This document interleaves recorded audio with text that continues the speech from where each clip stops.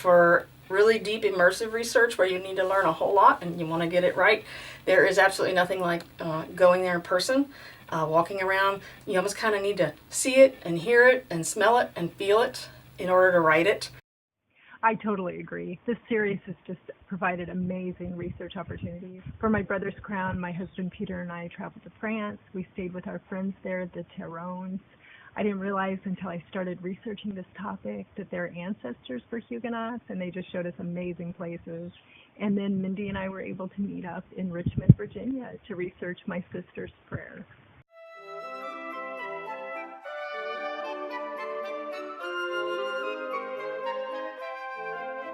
Well, some books require more research than others, but general rule of thumb for me is maybe 2 months. But it's not all just researching, because it's also plotting simultaneously, because a lot of your story comes about as you're learning new things that you didn't know about the location or the era or whatever. Then there are interesting things you can put into your story, inaccuracies you need to take out of your story. You never know as you go. And of course, there's always more research throughout the entire writing process, even all the way to the final edit. The problem is sometimes you don't know what you need to know, and you'll have to do a follow-up trip, which is fine because as a writer, those are tax deductible. And when it's going to a place like Richmond, which we just fell in love with, then that's okay.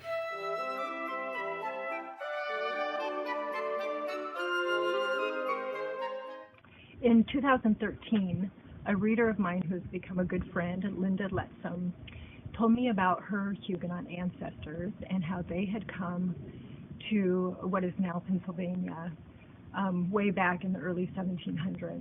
I was familiar with the term Huguenots and with the group, but I didn't know a lot about them. I started doing research, and the more I learned, the more I thought, wow, this would make a great series.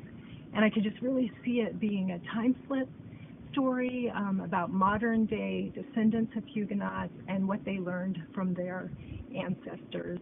And then I started talking with Mindy about it, and we brainstormed, and what we came up with became the Cousins of the Dove series.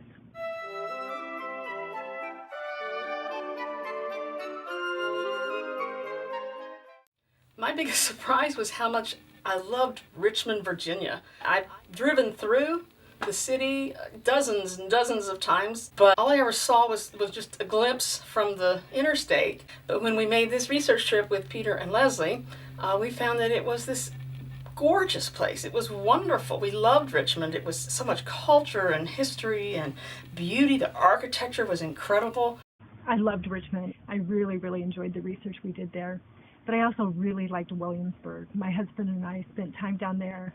Our story is set in 1704, and the historic village is set in 1776, so I always had to keep that in mind and do extra research to make sure that what was portrayed in my sister's prayer was accurate to 1704. But it was just such an amazing experience.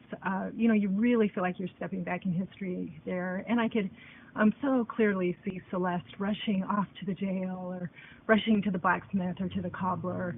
And then that was just incredible. There's so much more we could share, but hopefully this gives you an idea of what was done for the historical research of my sister's prayer.